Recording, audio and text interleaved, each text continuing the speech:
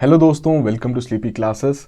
तो आज के सेशन में हम डिस्कस करेंगे, रिसेंटली आपने न्यूज़ में भी सुना होगा कि जो हमारी न्यूट्रिएंट बेस्ड सब्सिडी पॉलिसी है फर्टिलाइजर सेक्टर की, उसमें कुछ चेंजेस लाए गए हैं।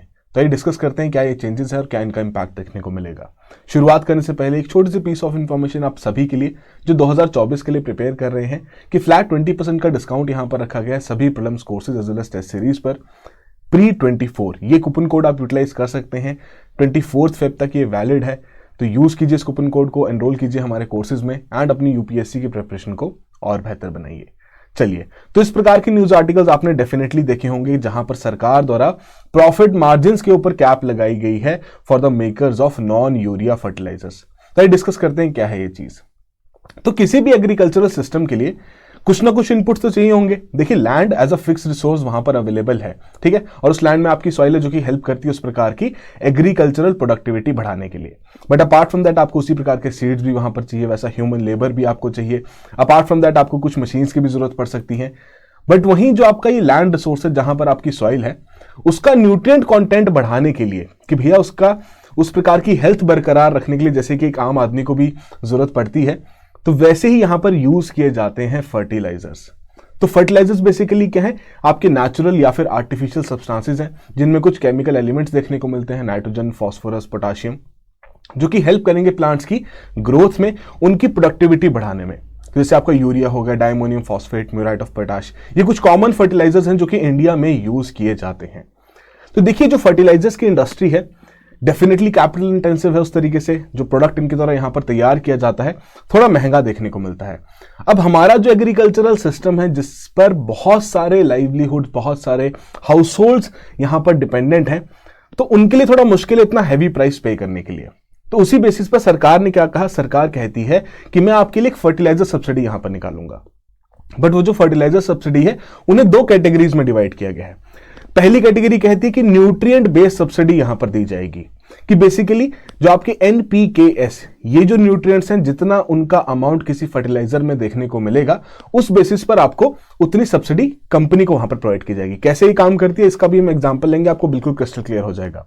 तो इसका आइडिया क्या है, न्यूट्रिएंट बेस्ड सब्सिडी का आइडिया यहां पर क्या है कि ऑप्टिमम बैलेंस यहां पर अचीव करना है। 4:2:1 का एनपीके का ये ऑप्टिमम बैलेंस यहां पर अचीव करना है, ताकि उस प्रकार की एक सस्टेनेबल ग्रोथ हमारे इंडियन एग्रीकल्चर में देखने को मिले, जहां पर सॉइल का जो कंटेंट है, जो हेल्थ कंटेंट है, वो इस रेशो के हिसाब से बरकरार रहे।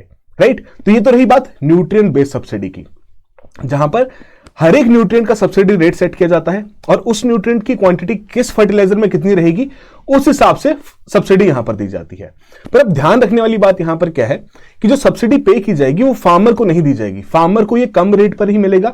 जो कंपनी जिस प्रकार के फर्टिलाइजर्स बना रही हैं उनके लिए ये सब्सिडी रखी गई कि उन्हें ये पैसा डायरेक्टली ट्रांसफर किया जाता है सरकार द्वारा कि भैया आपने ये फर्टिलाइजर इतने रेट पे बेचा है, बाकी का जो बैलेंस बचा ये लीजिए, हमारे द्वारा आपको दिया जा रहा है। वहीं जो सेकंड कैटेगरी है वो है आपकी यूरिया सब्सिडी की। तो यूरिया सब्सिडी के केस में सरकार क्या करती है, सरकार डायरेक्टली वहां पर प्राइस फिक्स कर देती है।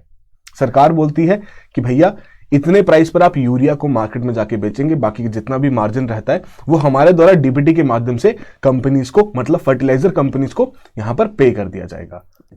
तो आई होप ये चीज तो आपने पहले से भी पढ़ी होगी, ठीक है जी। तो वही चीज आपको यहां पर भी बताई गई है कि प्रेजेंट सेटअप के हिसाब से जो आपके एनबीएस फर्टिलाइजर्स हैं, अनलाइक यूरिया, मतलब नॉन यूरिया फर्टिलाइजर्स की यहां पर बात की जा रही है, जिनका मतलब यूरिया के केस में क्या रहता है कि एमआरपी फिक्स कर दिया था सरकार द्वारा कि ये बैग है ये 250 रुपए में ही बिकेगा, बाकी का जितना भी आपका अमाउंट बचता है, कि मान लीजिए उस बैग की जो प्रोडक्शन कॉस्ट है, जो इनपुट कॉस्ट वहां पर देखने को मिली है वो 1000 रुपए की है, तो बाकी का जो भी 750 अमाउंट रहेगा वो सरकार डायरेक्टली फर्टिलाइजर कंपनीज को यहां पर डीबीटी के माध्यम से भेज देगी। राइट, बट जो एनबीएस फर्टिलाइजर का सिस्टम है वो टेक्निकली डीकंट्रोल्ड है।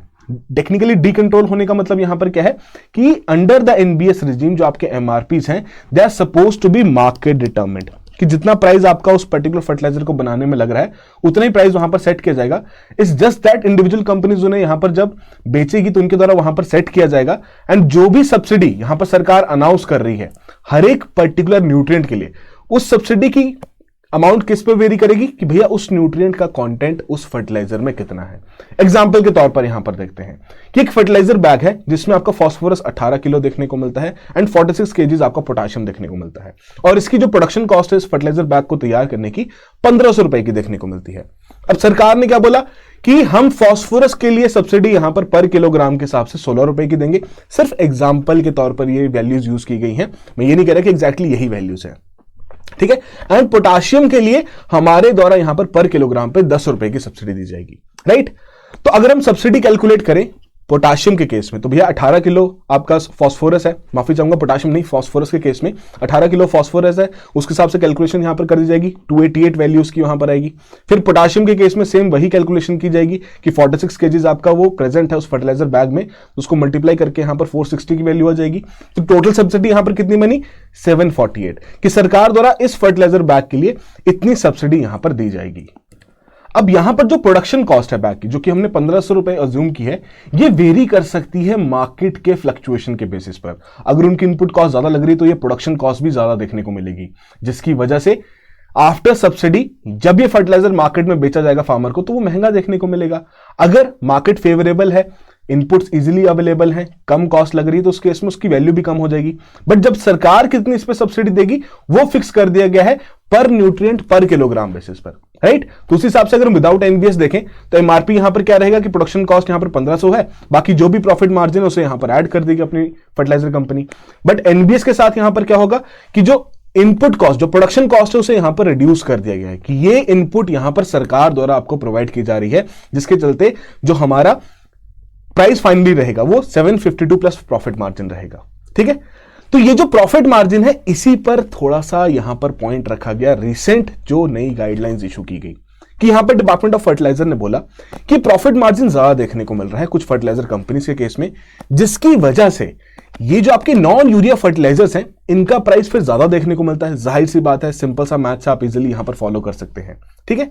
अब सिंस एनबीएस फर्टिलाइजर्स के जो प्राइस है वो ज्यादा देखने को मिलेंगे, यूरिया बहुत इजीली अवेलेबल रहेगा। एंड एनबीएस फर्टिलाइजर्स में भी अगर हम बात करें कि डाइअमोनियम फॉस्फेट हो गया, डैप फर्टिलाइजर है, वो बहुत ज्यादा इजीली अवेलेबल हो जाएगा क्योंकि उसका भी सब्सिडी के बाद रेट काफी कम देखने को मिलता है।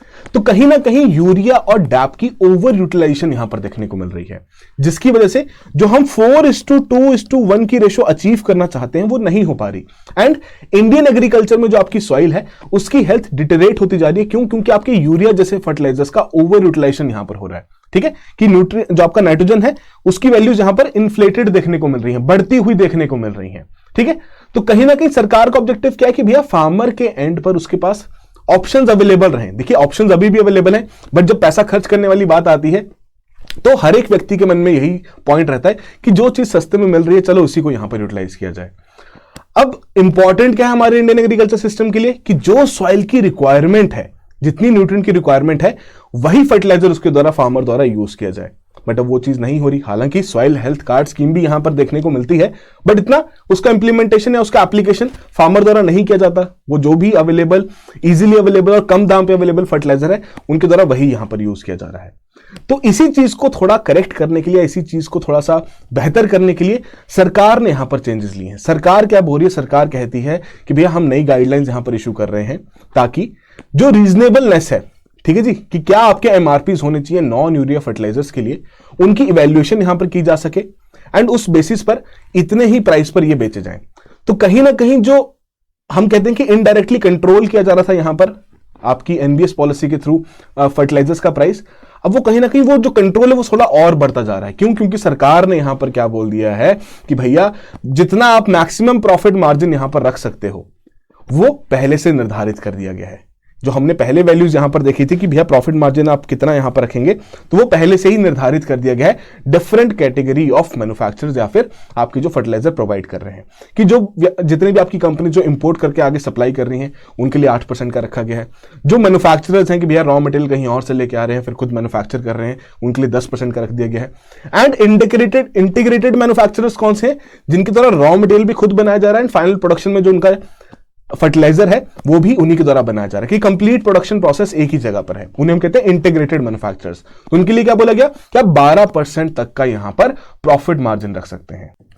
अब इसमें मेजर पॉइंट क्या है? इसमें मेजर पॉइंट ये है कि ये जो पर्टिकुलर गाइडलाइंस हैं ये इफेक्टिव होंगी रेट्रोस्पेक्टिवली, माने कि 1 अप्रैल 2023 के बाद से जितने भी फर्टिलाइजर्स की सेल हुई है, ठीक है, तो उस पर्टिकुलर सेल में ये पर्टिकुलर वैल्यूज वहां पर इंप्लीमेंट की जाएंगी कि इससे ज्यादा प्रॉफिट मार्जिन नहीं होना चाहिए इन सभी कैटेगरीज के फर्टिलाइजर कंपनीज के लिए, ठीक है।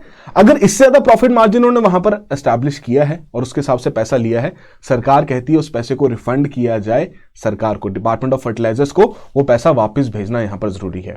सो कंपनीज जो अर्न कर रही हैं unreasonable profits, that is over and above the stipulated percentages यहां पर मेंशन की गई हैं किसी पर्टिकुलर फाइनेंशियल ईयर में, उन्हें सेम फाइनेंशियल ईयर में उस पैसे को यहां पर रिफंड करना पड़ेगा सरकार को, ठीक है। उसके अलावा पॉइंट क्या रखेगा कि अगर वो नहीं कर पाते तो उस केस में उनके ऊपर 12% का इंटरेस्ट यहां पर लगेगा, ठीक है, along with the refund amount जो उन्हें यहां पर करना चाहिए था। या एक और चीज यहां पर कही गई है कि कैलकुलेशन कैसे की जाएगी प्रॉफिट मार्जिन की, कि as a percentage of MRP of fertilizers, जिसमें आपका जीएसटी को एक्सक्लूड कर दिया जाएगा। एक और इंटरेस्टिंग फैक्ट यहां पर क्या है कि अगर अनरीजनेबल प्रॉफिट्स यहां पर रिफंड नहीं किए गए सरकार को, ठीक है, तो सरकार क्या करेगी, सरकार आने वाले समय में जो भी यहां पर सब्सिडी की पेमेंट कंपनीज को करेगी उसमें से वो अमाउंट डिडक्ट करके वहां पर पेमेंट की जाएगी। तो ये बेसिक से चेंजेस यहां पर सरकार द्वारा लाए गए हैं।